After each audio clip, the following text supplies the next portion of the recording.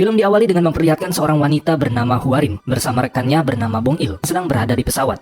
Mereka diminta oleh orang kaya asal Korea yang tinggal di Los Angeles untuk menyembuhkan anak mereka yang diduga sedang diganggu oleh makhluk goib. Perlu diketahui mereka berdua ini adalah seorang pengusir setan atau bahasa gaulnya dukun sakti. Sesampainya di rumah sakit tempat anak dari orang yang menyewa mereka, yaitu Park Ji-young, mereka langsung meminta keluarga dari Ji-young untuk keluar dari ruangan karena mereka akan langsung mengecek kondisi dari bayi tersebut. Setelah selesai mengecek kondisi si bayi, Hwari menebak jika bukan hanya si bayi yang mendapat gangguan dari makhluk goib. Di sini dia menduga antara ayah si bayi atau kakeknya juga mengalami hal yang sama seperti si bayi. Mendengar hal itu, sang ibu pun hanya bisa terdiam. Lalu kita diperlihatkan Hwarim dan Bong Il yang baru saja tiba di kediaman Ji-young. Ji-young di sini merespon pertanyaan Hwarim pada saat di rumah sakit tadi. Jika dulu kakaknya yang berada di rumah sakit jiwa, tanpa alasan yang jelas melakukan bundir di sana. Setelah kejadian itu, anaknya selalu menangis yang membuatnya harus dirawat intensif di rumah sakit. Setelah mendengar itu, Hwarim kembali menjelaskan jika pada saat dia baru tiba di kediaman Ji-young, dia merasakan ada sebuah bayangan asing yang mengelilingi rumah tersebut. Hwarim menduga jika itu adalah arwah dari kakeknya Ji-young, atau lebih tepatnya leluhur dari Ji-young, yang merasa tidak nyaman akan suatu hal. Lalu scene berganti dengan diperlihatkan seorang pria bernama King Sang-deok dan temannya bernama Ko Yong-gyun yang sedang melakukan prosesi pembongkaran kuburan. Diketahui Kim ini merupakan ahli Feng Shui yang menggantungkan hidupnya melalui keahlian Feng Shui yang dimilikinya. Sedangkan Yong-gun merupakan tukang gali kubur yang sering bekerja sama dengan Pak Kim.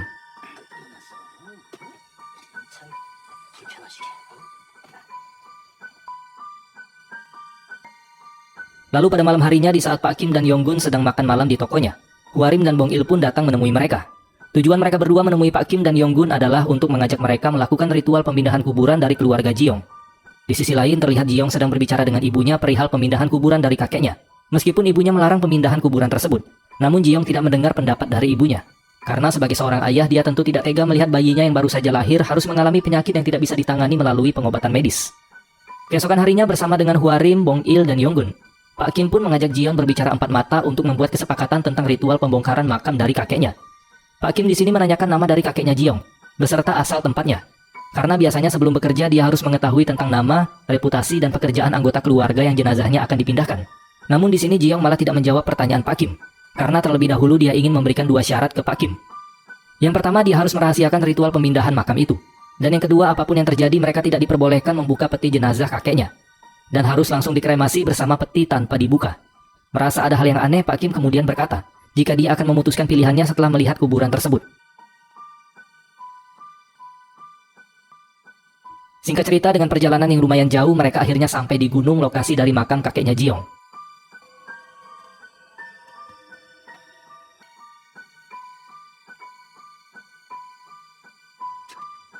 Setelah beberapa saat mengecek kuburan yang tak bernama itu, Pak Kim kemudian mendekati Ji-young dan bertanya tentang siapa yang memilih tanah pemakaman ini. Ji-young pun menjawab yang memilih tanah ini adalah seorang biksu terkenal yang cukup dekat dengan kakeknya. Biksu itu bernama Gisune. Ji-young juga menjelaskan kenapa kuburan tersebut tampak sederhana. Dikarenakan dulu marak terjadi perampokan makam sehingga membuat kuburan tersebut dibuat sesederhana mungkin agar tidak diketahui oleh para perampok. Setelah mendengar jawaban dari Ji-young, Pak Kim memutuskan untuk tidak menerima tawaran ritual pemindahan makam tersebut. Seketika Hwarim, Bong Il, dan Yong-gun menyusulnya ke mobil. Di sini Bong Il menanyakan alasan kenapa Pak Kim menolak tawaran tersebut. Yong-gun yang juga heran mencoba untuk mengingatkan Pak Kim jika uang yang akan mereka terima dari pekerjaan itu sangatlah besar. Pak Kim kemudian menjawab alasannya menolak karena dia merasakan sesuatu yang sangat berbahaya berada di tempat itu. Dia juga melihat ada rubah berada di sana, yang menurutnya hewan itu merupakan pertanda yang paling buruk. Akan tetapi akhirnya dia mengubah keputusannya dan menerima tawaran itu. Ketika pada malam harinya Ji-young memberitahu kondisi bayinya ke Pak Kim, karena pada dasarnya dia juga merasa iba ke anaknya Ji-young yang sedang sakit. Dan juga ritual pembongkaran akan ditemani Hwarim dengan melakukan ritual Dai Salgut untuk memindahkan aura negatif dari makam leluhur Ji-young ke media babi yang telah dia siapkan. Keesokan harinya proses pembongkaran makam yang dilakukan bersamaan dengan ritual Dai Salgut pun akan dimulai. Di sana bibinya Ji-young juga datang menghadiri proses pembongkaran makam tersebut. Dengan dimulainya ritual yang dilakukan Hwarim sembari iringan musik tradisional yang dipimpin oleh Bong Il.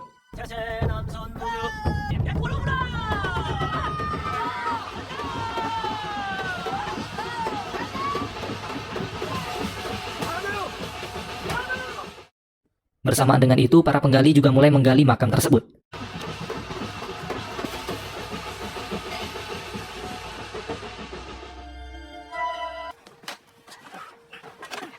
Hingga akhirnya peti jenazah pun terlihat. Mereka pun segera mengeluarkan peti tersebut untuk dimasukkan ke dalam mobil. yang nantinya akan diantarkan ke tempat kremasi. Akan tetapi para penggali yang masih berada di makam tanpa sengaja melihat seekor ular yang aneh. Karena merasa ular itu berbahaya, pria tersebut langsung membunuh si ular, yang jika diperhatikan ular itu memiliki kepala seperti manusia. Setelah dia membunuh ular itu, seketika cuaca langsung berubah drastis menjadi mendung, dan sesaat kemudian hujan pun turun dengan sangat lebat. Karena hal itu, Pak Kim memberitahukan ke Jiong bahwa mereka harus menunda proses kremasi. Karena menurut kepercayaan Pak Kim, jika mereka melakukan kremasi saat hujan, akan membuat arwah orang yang dikremasi akan terhalang untuk kembali ke surga. Maka dari itu dia menyarankan agar petinya disimpan terlebih dahulu di rumah sakit. Dan ketika hujan berhenti, maka mereka akan segera melakukan proses kremasi.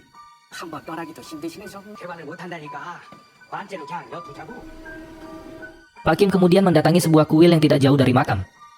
Di sana dia bertemu dengan seorang biksu yang menghuni kuil tersebut.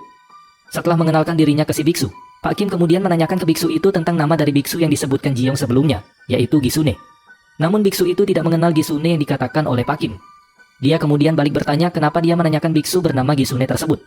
Pak Kim pun menjawab jika sebelumnya dia mendatangi makam yang berada di gunung dekat kuil miliknya. Dia juga menjelaskan bahwa dia diminta oleh keluarga orang kaya untuk melakukan pembongkaran dari makam tersebut. Mendengar penjelasan dari Pak Kim, si biksu lalu menunjukkan beberapa peralatan bekas yang digunakan para perampok untuk menggali makam tersebut. Namun tanpa sebab yang jelas para perampok itu gagal melakukan aksinya. Yang kemudian si biksu menduga jika hal itu disebabkan oleh sosok atau penjaga yang mengawasi makam tersebut. Di sisi lain ketika Yonggen pergi untuk makan siang, tanpa diduga temannya yang bekerja di rumah sakit itu mencoba untuk membuka peti yang seharusnya tidak boleh dia buka. Di saat petinya terbuka, bersamaan dengan itu ada sesuatu yang keluar dari dalam peti, yang membuat Hwarim seketika pingsan. Kemudian kita dibawa kembali ke rumah Jiong yang berada di Los Angeles. Lalu kita diperlihatkan dengan ayah Jiong yang sedang duduk. Di sana dia pun didatangi oleh arwah ayahnya, atau kakek Jiong, yang keluar dari peti sebelumnya. Arwah ayahnya dari ayah Jiong ini meminta anaknya untuk membukakan jendela. Hal itu pun langsung dituruti oleh ayahnya Jiong. Dari pantulan kaca jendela kita melihat sosok dari arwah tersebut sedang mukbang makanan yang berada di meja. Dan langsung meremas jantungnya hingga tewas. Tidak hanya itu, si arwah juga mendatangi ibunya Jiong yang sedang berada di ruang TV. Dan dia juga menjadi korban dari arwah kakek Jiong tersebut. Di saat yang bersamaan, Hwarim bersama Bong Il dan Yonggen melakukan ritual untuk kembali menangkap arwah kakek Jiong yang terlepas dari peti. Namun sayang usaha mereka sia-sia saja, karena arwah kakek Jiong berhasil meloloskan diri.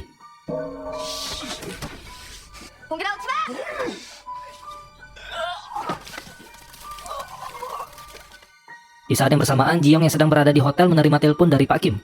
Dia memberitahu ke Jiong jika peti kakeknya telah terbuka tanpa sengaja. Di saat dia sedang menerima telepon tersebut, dia dibuat terkejut karena ada seseorang yang menggedor pintu kamar hotelnya. Orang tersebut juga mengaku jika dia adalah Pak Kim. Di dalam kebingungannya itu, Pak Kim yang berada di dalam telepon menyuruhnya untuk sembunyi di dekat jendela dan membuka jendela tersebut.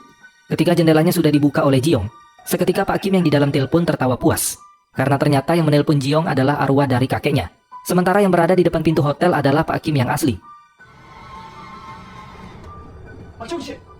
Di saat Pak Kim berhasil masuk, semuanya sudah terlambat. Karena arwah kakeknya sudah berhasil merasuki tubuh Jiong.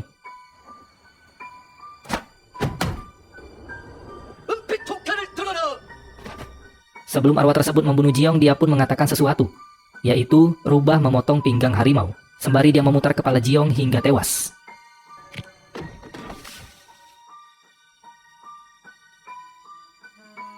Setelah kejadian tersebut, Pak Kim langsung menghubungi bibinya Jiong untuk meminta izin agar peti dari kakeknya Jiong segera dikremasi. Pak Kim lanjut menjelaskan jika posisi arwah dari kakeknya Jiong sekarang sedang OTW ke rumah sakit tempat bayinya Jiong dirawat.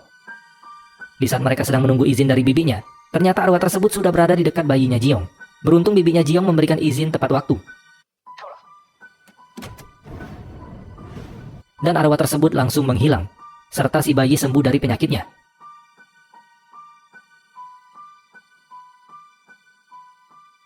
Keesokan harinya, Pak Kim pun mendatangi salah satu penggali makam dari kakeknya Jiong. Ketika bertemu, pria itu menjelaskan jika dia telah membunuh ular aneh saat mereka akan menguburkan kembali batu nisan kakeknya Jiong. Mulai dari sana dia selalu dihantui oleh sosok ular itu.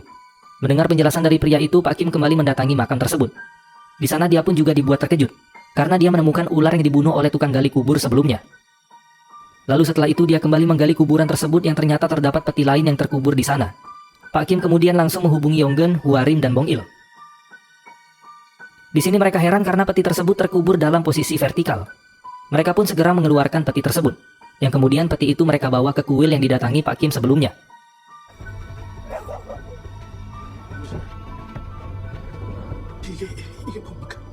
Untuk mengamankan peti tersebut, Hwarim meminta beras ketan ke biksu. Lalu dia juga meminta Bong Il mengambil darah kuda yang berada di mobil mereka. Setelah selesai, mereka pun meminta penjelasan dari Bibi Jiong yang juga datang ke sana. Mereka bertanya tentang apa alasan kakeknya dikuburkan di sana. Dari penjelasan Bibi Jiong, mereka akhirnya mengetahui jika Gisune, biksu yang dikatakan Jiong sebelumnya, dia adalah orang Jepang yang sangat mengerti tentang hal geografis di Korea. Namun dia tidak mengetahui alasan mengapa Gisune menguburkan ayahnya di tempat yang sangat buruk itu. Sesudah menjelaskan hal tersebut, Bibi Jiong berniat kembali ke rumahnya. Sebelum pergi, dia berjanji akan membayarkan uang yang dijanjikan Jiong sebelumnya. Dan untuk peti yang mereka temukan tadi, Bibi Jiong menyerahkan ke mereka berempat untuk mengurusnya.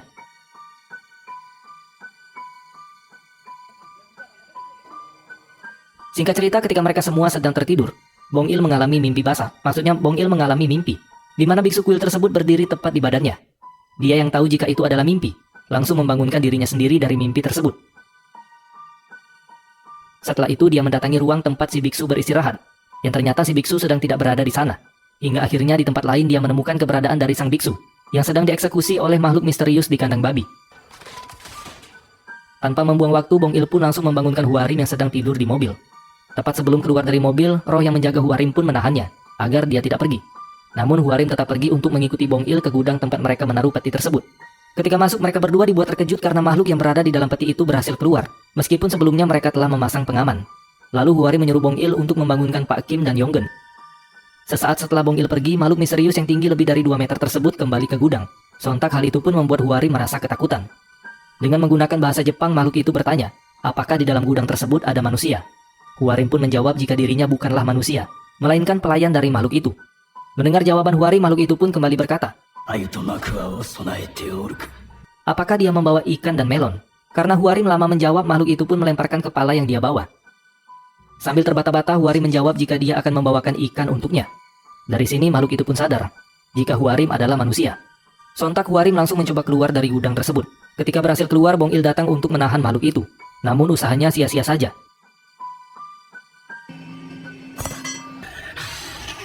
Makhluk misterius itu pun langsung mencocol perutnya. Akan tetapi ketika makhluk itu ingin mendekati Huarim, tiba-tiba dia terdiam karena melihat stupa biksu di belakang Huarim. Setelah berkomat kamit, makhluk itu pun berubah menjadi gumpalan api yang terbang mengelilingi kuil.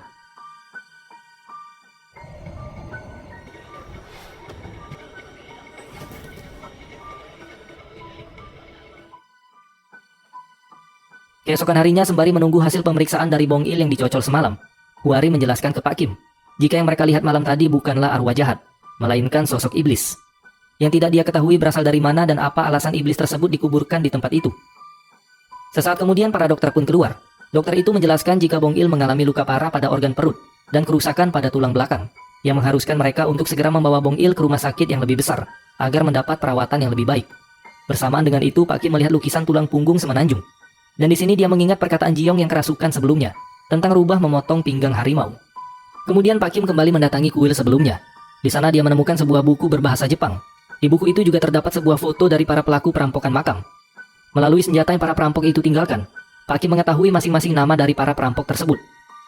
Di pagi harinya dengan bermodalkan alat dari para perampok yang dia ambil sebelumnya, Pak Kim lalu kembali mendatangi makam tersebut untuk mencari sesuatu. Di saat yang bersamaan, Huarim yang ditemani kakak dan adik perempuannya melakukan permainan hantu untuk memancing sosok yang berada di tubuh Bong Il. Sosok di dalam tubuh Bong Il pun akhirnya terpancing. Kemudian Huarim langsung menanyakan identitas dari makhluk yang berada di tubuhnya.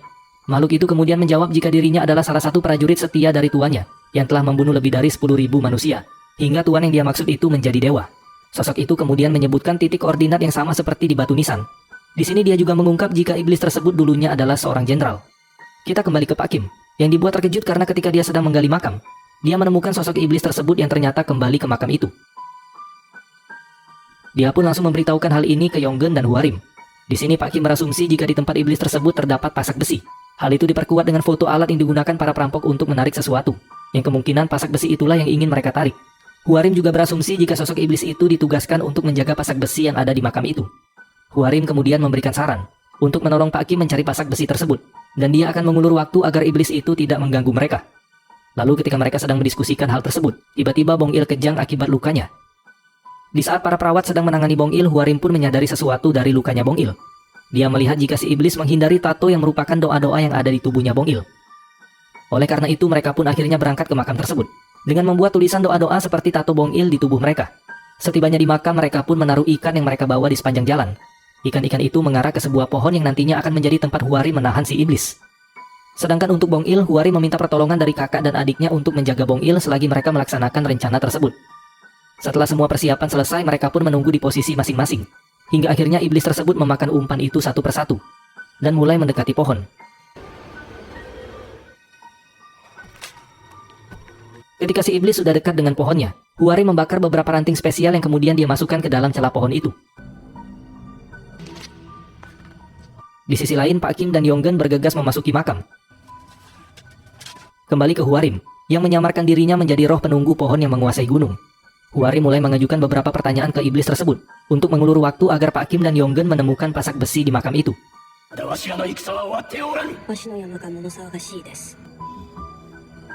Namun setelah berusaha mencari, mereka berdua tidak menemukan pasak besi yang dimaksud. Hingga akhirnya penyamaran Huarim pun diketahui oleh si iblis.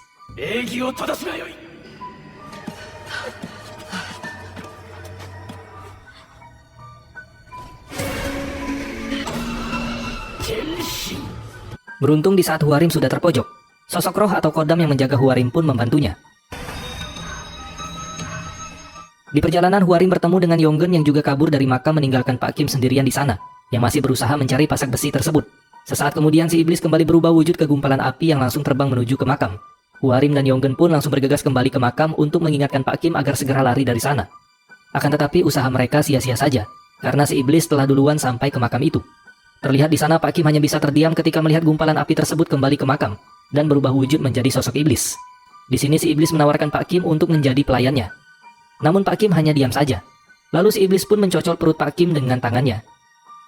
Beruntung Huarim berhasil menolong dengan melemparkan darah kuda ke tubuh iblis tersebut, yang membuat si iblis pun tumbang. Kemudian setelah merasa aman, Huarim dan Yonggen langsung mendekati Pak Kim. Tapi tiba-tiba si iblis kembali bangkit, lalu mencekik mereka berdua. Kemudian kita dibawa ke flashback ketika sosok jenderal yang menjadi iblis tersebut dibunuh. Di sini kita mengetahui ternyata pasak besi yang dimaksud oleh Pak Kim adalah pedang katana milik si jenderal yang dimasukkan ke tubuhnya. Lalu kepala jenderal yang dipenggal itu kembali dijahit ke tubuhnya dan dikuburkan di dalam peti secara vertikal oleh kelompok biksu yang dijuluki Rubah oleh si iblis. Di saat bersamaan, Pak Kim yang sedang berbaring santuy di tanah menyadari kelemahan dari iblis tersebut. Kemudian dia mengambil gagang kayu bekas alat gali yang digunakan sebelumnya. Tanpa membuang waktu, Pak Kim pun langsung mencocol kaki si iblis, yang berhasil membuat iblis itu kesakitan. Ketika si iblis memegang kepalanya, Pak Kim kembali memukul dengan gagang kayu tersebut. Hingga akhirnya si iblis berhasil dimusnahkan.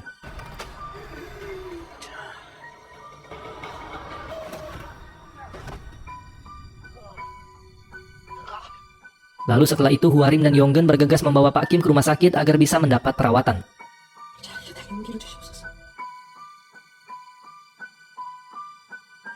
Singkat cerita, beberapa hari kemudian, Pak Kim tersadar dari koma atas insiden sebelumnya. Di berita pun masyarakat tidak mengetahui apa yang sebenarnya terjadi, karena mereka menduga kejadian yang menimpa biksu dan beberapa orang di dekat gunung itu adalah ulah dari beruang liar.